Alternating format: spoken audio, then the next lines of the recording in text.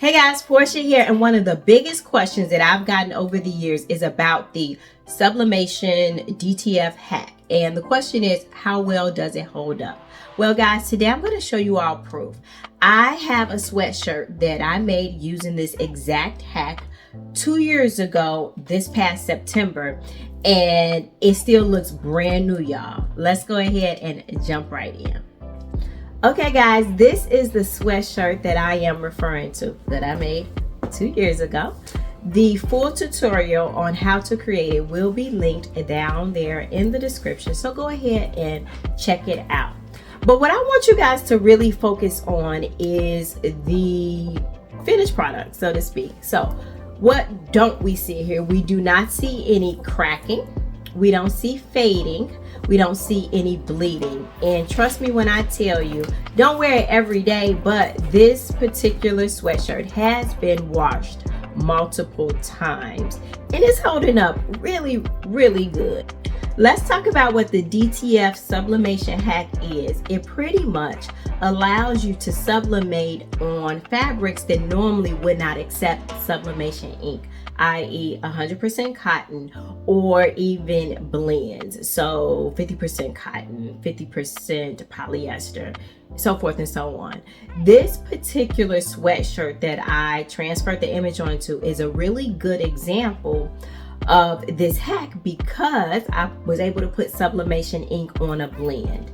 With this one we have 50% polyester and 50% rayon. And guys, take a look. The colors are still sharp. There is no breakdown in the fibers where the print sits, and the surface feels smooth. I don't like when I transfer an image to fabric and it feels heavy, like weighs it down, and those type of things actually, to me, in my experience, have created like cracking and different things like that. But here we don't see any of that. It's just literally like, you can hear it because this is the smooth fabric, but you can hear the design, but it's not heavy and it's actually melded into the fabric to become one. All right guys, so the key takeaways of what I'm sharing with you all today, pretty much longevity. It's been 2 years, like literally 2 years, and I have the proof. Link is in the description. This sweatshirt has been washed several times. I don't baby it. I wash it like with other clothes, inside out, machine wash cold. I know usually you wash whites on hot, but I do wash it cold because it has this big old graphic on it.